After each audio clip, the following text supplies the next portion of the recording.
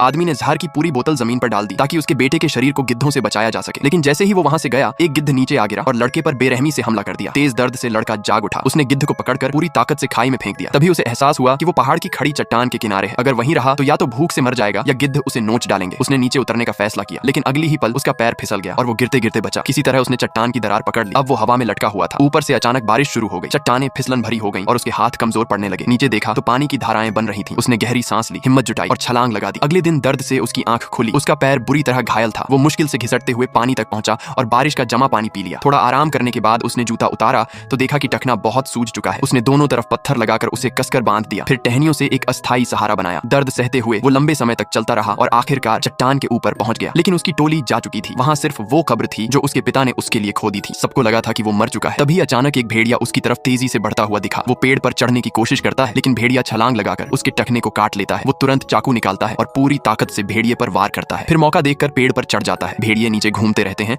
और हार नहीं मानते। अगले दिन तक बाकी भेड़िए चले जाते हैं सिवाय एक घायल भेड़िए के। वो चाकू और टहनी से एक भाला बनाता है और धीरे धीरे उसके पास जाता है। भेड़िया आंख खोलकर कराहता है। उसका दिल पिघल जाता है। वो धीरे से रस्सी डालता है और उसका मुंह पकड़कर घाव देखने लगता है। रात होने पर वो उसे अपने साथ लेकर गुफा में छुप जाता है। सुबह उठता है तो देखता है कि भेड़िया रस्सी से छूट चुका है और उसे घूर रहा है, लेकिन वो डरता नहीं। वो धीरे धीरे पानी लेकर उसके पास जाता है। भेड़िया समझ जाता है कि उसका इरादा गलत नहीं है और शांत हो जाता है। लड़का खुद चलने में असमर्थ था, खाना भी नहीं मिल रहा था तो उसे कीड़े खाकर गुजारा करना पड़ा। भेड़िया भी भूखा था। अगले दिन वो एक खरगोश पकड़ने में कामयाब हो जाता है। ये उसकी पहली सफल शिकार थी। गुफा में लौटकर वो आग जलाने की कोशिश करता है। मांस की खुशबू से भेड़िया बेचैन हो जाता है। वो ध्यान से मांस को देखता रहता है। लड़का एक टुकड़ा तोड़कर खुद खाने लगता है। भेड़िया समझ जाता है और शांति से इंतजार करता है। काफी मेहनत के बाद आखिरकार आग जल जाती है और खरगोश पक जाता है। भेड़िया भूख से तड़प रहा था, जैसे वो भी खाना चाहता हो। लड़का उससे कहता है, अगर तुम्हें मांस चाहिए तो मेरे नियम मानने होंगे। हैरानी की बात ये थी कि भेड़िया धीरे धीरे अपना सिर झुका देता है। अगर आगे जानना है कि इन दोनों का रिश्ता कैसे बनेगा तो कमेंट करके बताओ।